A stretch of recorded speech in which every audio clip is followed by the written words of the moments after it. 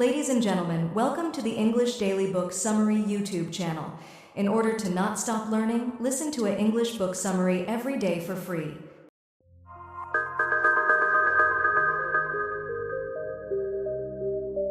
Robert Bordone and Joel Salinas. Conflict resilience.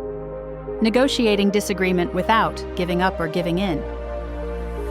If you'll do almost anything to avoid conflict with people in your life, or those who hold vastly different viewpoints from your own, you aren't alone.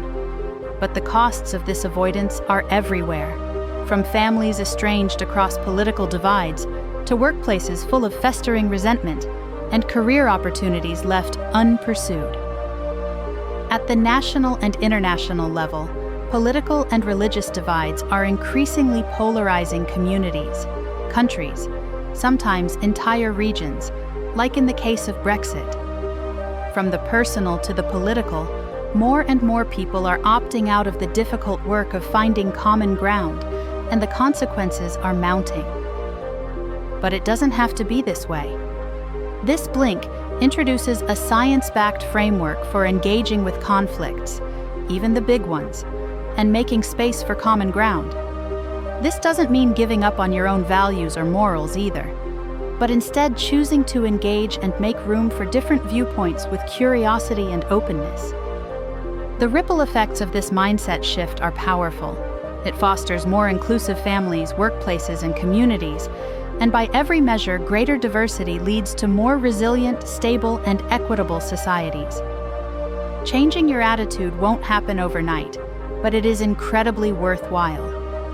Learning to navigate disagreement with intention can strengthen your relationships, expand your opportunities, and even help mend the divides that so often keep us speaking past one another, instead of with one another, for a better, more connected future. It starts with you. Most of us will never find ourselves negotiating peace deals in war zones, but that doesn't mean conflict doesn't touch our daily lives. Conflict within relationships, business partnerships, families, schools, and workplaces can eat up an outsized amount of our time and energy and can feel overwhelming at times. It's tempting to avoid it altogether. Maybe you bite your tongue when your uncle launches into a tirade about immigration over Thanksgiving dinner, or steer clear of group projects with the colleague who turns every disagreement into office drama. But conflict doesn't stay isolated in obvious places. It shows up in marriages, parent-child relationships, and extended families too.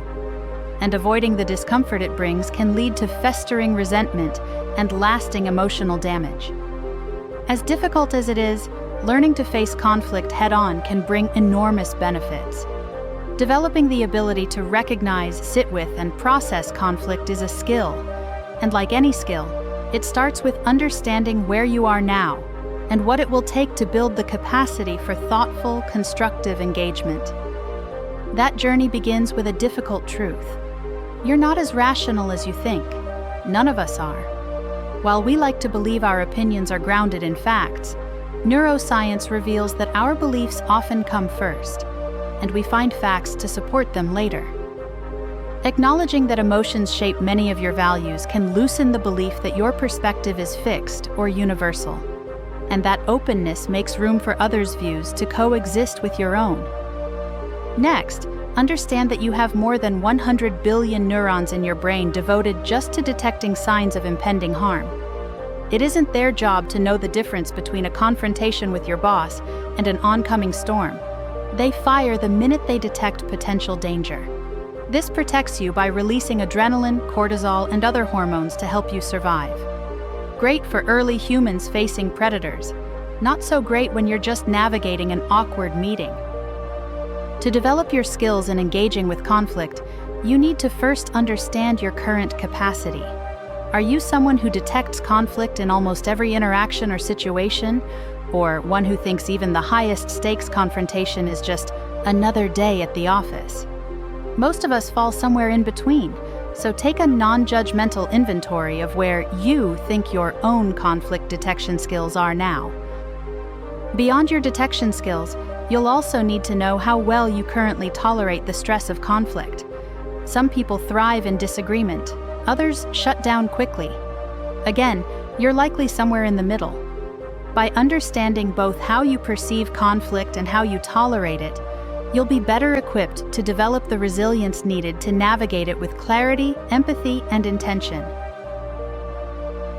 Going deeper with chair work. As you deepen your awareness of your ability to detect conflict and your capacity to hold space for it, you'll begin to spot areas where growth is possible.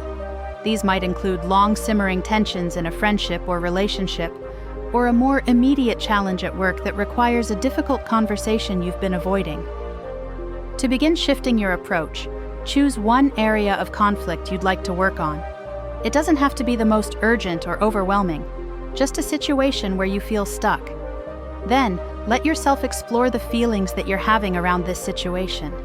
It's likely you'll identify several feelings at once, sometimes contradictory. That's normal.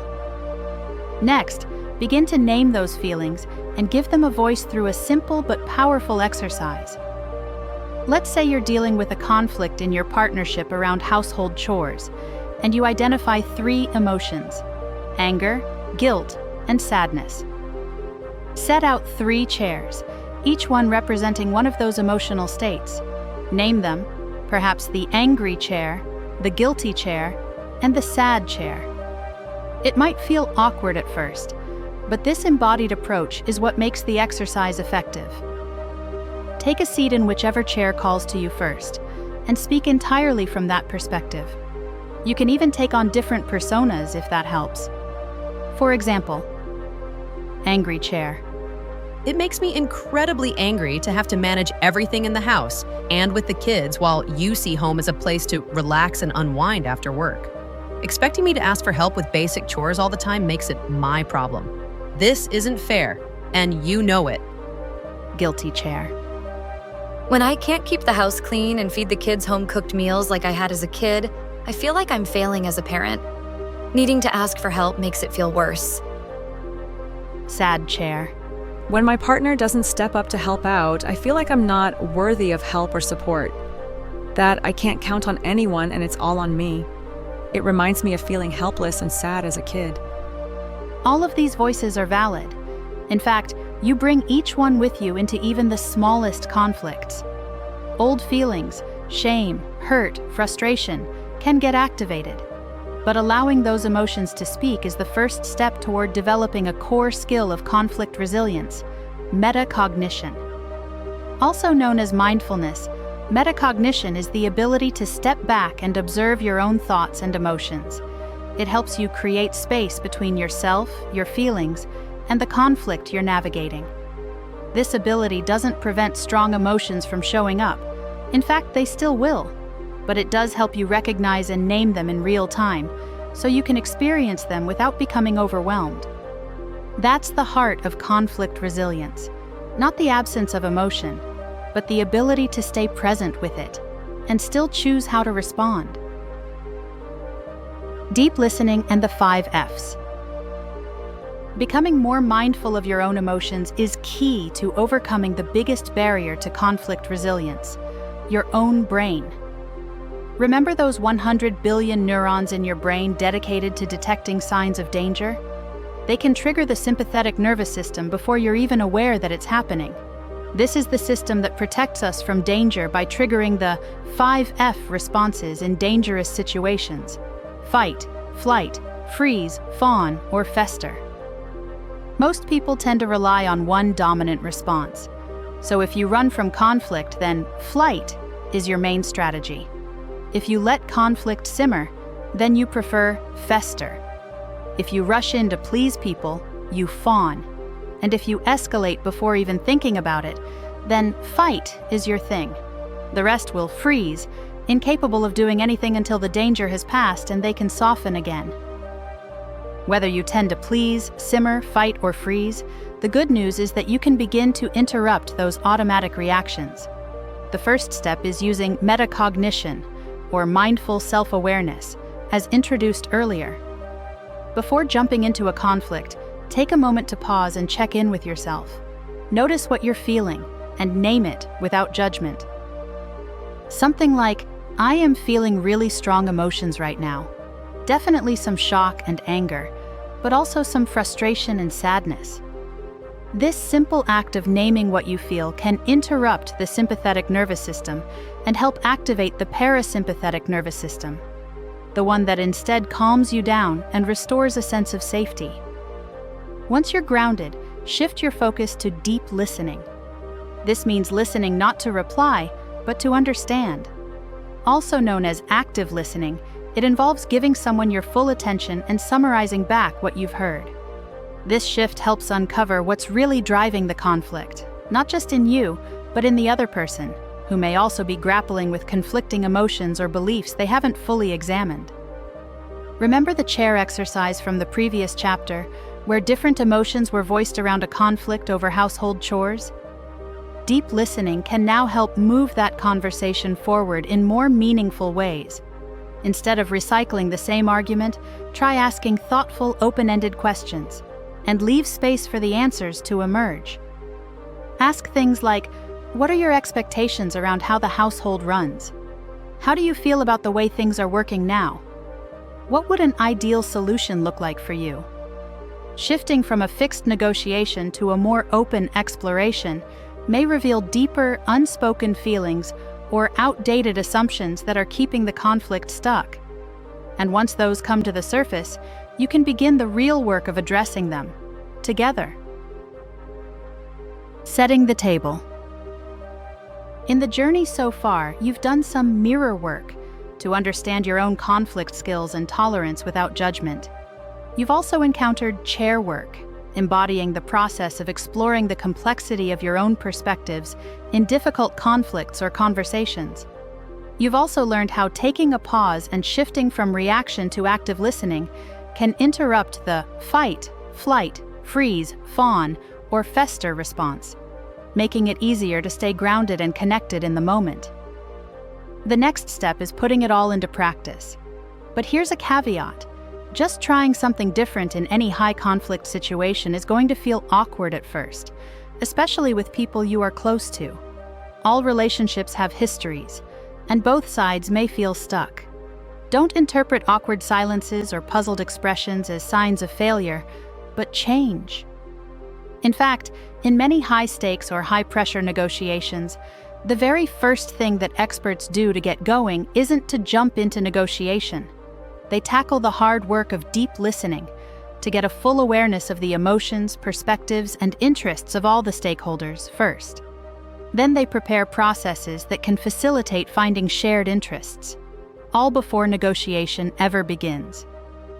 For more personal conflicts, setting the negotiation table for success might mean choosing a time when both you and the other person have capacity to give it attention. The end of a long, hard day is not a great time to respond with openness to a conflict with your boss, for instance. But setting a coffee date off-site in the afternoon might help you focus on listening instead of reacting. Preparing ahead by practicing answers to expected questions, alone or with a trusted friend, can help too. Creating the right conditions for success involves a few core principles. First, prioritize safety. If emotions are high or trauma is present, consider getting outside support and protect the privacy of the space. Make sure everyone involved feels physically and emotionally secure. Next, try to speak only from your own perspective and step back to make room for others.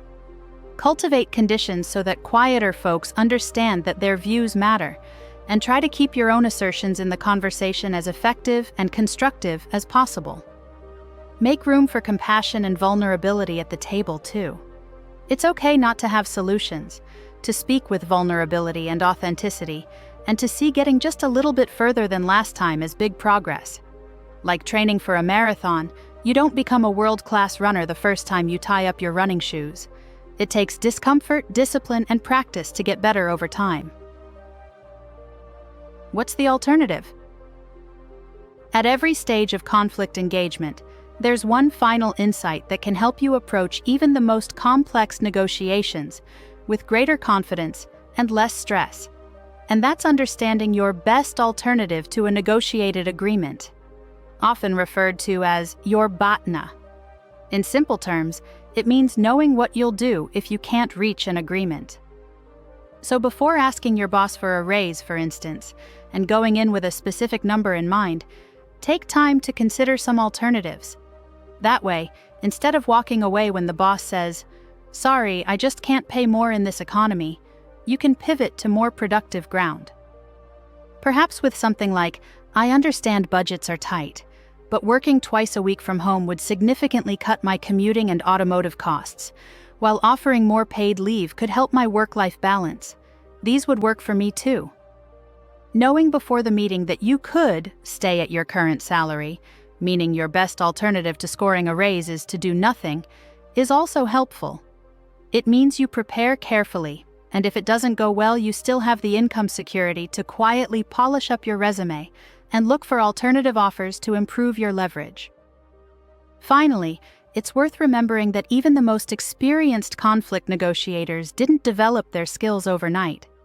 These approaches take time to practice and refine. The key is to start viewing every conflict, big or small, as part of your learning process. Acknowledge your wins along the way, even the small ones. Doing so won't just deepen your awareness of your emotions, values, and interests. It will grow your resilience. And in time, even the most difficult conversations or strained relationships can become powerful catalysts for meaningful growth.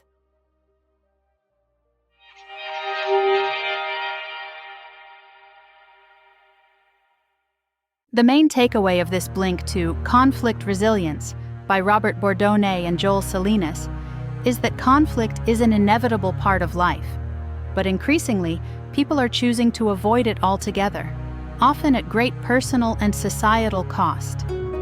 Avoidance leads to fractured families, stalled careers, and deepening political, cultural, and religious divides. Building resilience begins with self-awareness. By understanding your current capacity to detect and respond to conflict, you can begin to cultivate metacognition, the mindful awareness that allows you to pause, reflect, and respond with intention. Tools like chair work can help you explore your emotions, clarify your interests, and prepare for difficult conversations. When paired with deep listening, clear assertion, and thoughtful process design, these techniques make it easier to preserve shared interests and create the space for genuine connection. And finally, knowing your best alternative to a negotiated agreement, whether that means doing nothing or walking away, gives you the clarity and confidence to navigate even the most complex conflicts with purpose and stability. Okay, that's it for this blink. We hope you enjoyed it. If you can, please take the time to leave us a rating. We always appreciate your feedback. See you in the next blink.